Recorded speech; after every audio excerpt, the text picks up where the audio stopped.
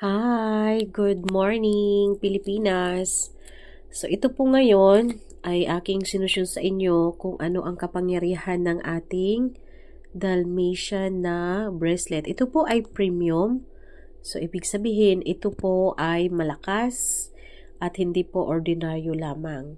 So this one ay gamit na gamit sa taong 2024 or tinatawag natin na period 9 kasi ang period 9 ay bagong cycle at nataon tayo sa year ng dragon which is 2024. Ang dala ni dragon isa po isang metal. So that's why prone yung iba or yung hindi makakaligtas sa impact po ng biyahe or accidents. Meron po ding sa mga taong maiinit ang ulo or mahilig sa away. So, ito po, especially din po sa mga himagsik po ng weapon. So, ito po ay number 1 po ang ating Dalmatian na bracelet ay iinit po ito pag ikaw po or ang area na yan is delikado. So, ibig sabihin, ito po ay pagsuot mo to, ang bracelet na to ay iinit siya.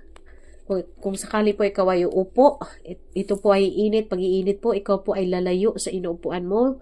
Ikaw po ay tatayo at iiwas ka dyan. Especially din po pag ikaw po ay nagbabiyahe, pag uminit at humigpit po ang hawak nito sa kamay mo ay huwag ka na pong tutuloy sa iyong pagbiyahe. Maganda ito lalong-lalo na sa summer na po, pa-summer na. So marami nang magbabakasyon, kaya kailangan mo po ng Dalmatian pendant or Dalmatian Jasper na bracelet. Ito po mayroon akong available unhan na premium. So, ito po ay may 10. So, bestseller siya dito sa abroad. So, ito po, isa din po, nagdadala din ng swerte, joy, and balance. So, ito po ay, ang energy niya is earth element. So, mas triple ang dala nito sa mga earth element. So, ang earth element, this one is the earth element stone. Dalmatian Jasper brings energy into the solar plexus. When we say solar plexus, ito po ay, malakas sa swerte. So, also, ito din po ay sacral and root chakras. So, it removes delusionment about your life. What you might consider a failure may also reveal a strength or opportunities. Ibig sabihin, ito po, pag ikaw po ay dumadaan sa mga problema, ay papatatagin ka nito at ipapakita sa iyo na isa lang yung pagsubok dahil kung merong pagsubok po, ang kapalit niyan ay malaking blessings. Ito din po ay isang grounding sa iyong enerhiya and ito din po ay nagpapalayo sa mga haka-haka mo na kaisipan.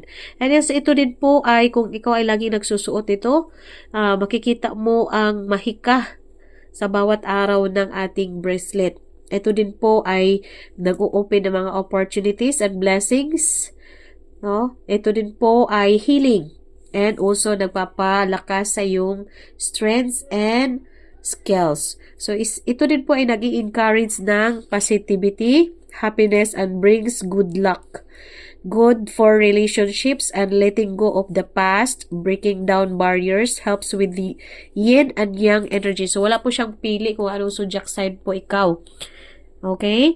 And promotes po yan ng calming vibes. Maganda din po ito sa relationship po sa tao or sa iyong pamilya. So, this one ay nag-i-improve din po yan ng relationship with your wife and kids. And also, this one is very good po ito sa interaction po sa bawat isa, especially sa gusto mong matuto sa isang tao.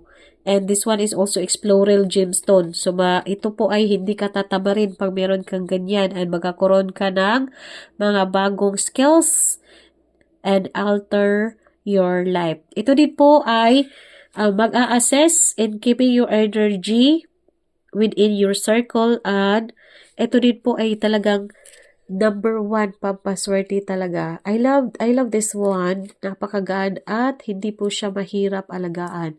Kaya kung ako sa iyo, kung gusto mo, ang pinaka-the best na gustuhan ko dito is iinit talaga siya.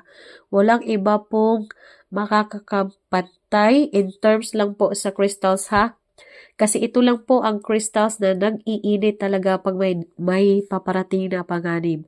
Kaya very good ka talaga pag meron ka nitong ating Dalmatian na bracelet. Ito po ay premium ha, hindi po to rank lang or plastic but this one is premium.